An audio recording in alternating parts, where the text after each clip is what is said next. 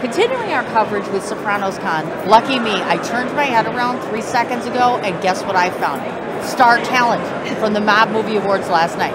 Please introduce yourself, young lady. I am LacondaDavies. And your principal role last night was what? I was the grand finale. Yes, and what did you sing? I sung Journey. Don't Stop Me. And how ironic for Sopranos Con right now, right?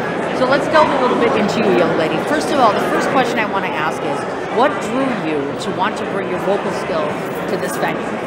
Well, you know what? Funny story is I never planned on it. Like 2-3 days before the event, I was gonna be here anyway because Paul Anthony is a part of the the Virtual Cons team. Sure. And Marianne Nixon, who was over, she does all the whatever she does a lot. And she said, Paul, I got a good idea. She said, they said we need to end this doing something. And she was like, LaConda needs to end it, the grand finale. And he was just like, hey, she said, ask her, she'll do it. So he calls me, he's like, Marianne had an idea. You want to sing Journey? Don't Stop Believing? I was just like, sure. I said, I will. I said, I don't know all the words. I said, but I'll learn it. So he said, okay, learn it. And so I said, okay. I said, but you realize it's like, he said, you got it. You got this. I said, okay.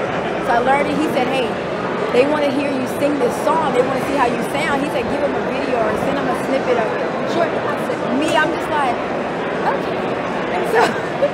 And so I send this video clip, and he's like sending me text message screenshots of what they're responding to. They're just like, wow. They were like, oh my God. They're like, it's going to be awesome. Sure. So I'm nervous. I'm just like, I'm not knowing it was going to be this big and this many people involved. Sure. I knew all the actors because they told me, they said, what's going to happen is.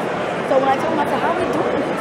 And he said, what's going to happen? He talked to the production guy, and he was like, the lights are going to go out. It's going to be dark. He said, it's a Sopranos thing, back to black or whatever. And I was just like, he said, we're going to bring you on the stage. Nobody's going to see you. He said, we're going to cut the lights on, and you're going to start singing. I was just like, oh my God. I said, okay, oh my God, I'm ready. So, right when I was walking on the stage, up to the mic, my nerves were so bad. Oh, I It was ridiculous. Absolutely. It was ridiculous. So tell me, what was the general feedback? Did you hear back from people? Because obviously we were in the audience, so we know it was phenomenal. But were you personally happy with what you accomplished? I was personally happy. I was like, before I got on stage, I said, this song is 3 minutes and da-da-da-da-da. Come on, Connie, you can do this 3 minutes. I had to mentally. But when I finished, I was happy. Oh, I bet. How lovely. Now, tell me about this experience, because you're probably not used to being around this much talent all in one room, yourself included. So for you, how did you adjust to being around all of this? I mean, what do you want to get out of this experience here? You know what? The exposure. The exposure was awesome. Being around people of this caliber, actors and people I love them. I was just like, I can shine with them. I was like, they're acting, I'm singing, I'm just like, and so basically I was like, this is for them. I was like, let me do what I do and let them see that I'm here to salute you, and at the same time you see my talent. And I'm like, let's go. Let's go. Now, you are from Texas, you mentioned to me, and I imagine coming to Atlantic City, New Jersey is a bit different, obviously. The climate's different, the interests are different. How are things musically? Because you mentioned that you're both a writer as well as a singer also. So how are things going there? Because we're all first opening up. Right. Well, I had a lot of time during COVID. So I own a studio, so I'm a studio engineer, writer, producer. So I have released, since January, I've released 3 singles. And when I tell you, Paul Anthony is my manager. He's a legend in the industry. He's Full Force. He's part of Full Force, House Party. So, and he's known for getting female artists and making them big. He's the one who got Lisa. I mean, he wrote all their stuff. So it's a blessing to have him in my life. And when we released the music, everything went from there. He was known. People were like, we got you. Radio stations are like, we got you. What do you need? Nice. Yeah, so it's been awesome. It's been a blessing. Now, some of us who are on the writing side of things, like I myself am a writer, I've been hearing mixed feedback, meaning during the pandemic, some people just dried up, depressed, hard to write, etc. Have you been able to use it as a tool, or were you kind of stuck yourself? Absolutely. I can write about anything. you tell me a story about you, you'll be like, yeah, she wrote that about me. I will write anything. Very cool. I can write anything. So tell me, at what point did you realize, because you're a multi-talent, so you've got different things going on, at what point did you realize that music was the way that you wanted to go? When did you figure it out? You know what? I was in 6th grade, and nobody knew I could sing. I like singing. Hell, I didn't know I could sing. I just wanted to sing the national anthem at my 6th grade graduation. I told my teacher, I said, hey, I want to sing the national anthem. She was like, can you sing? And I was like, she said, let me hear you sing. So I sung it, and she was like, she didn't say anything to me.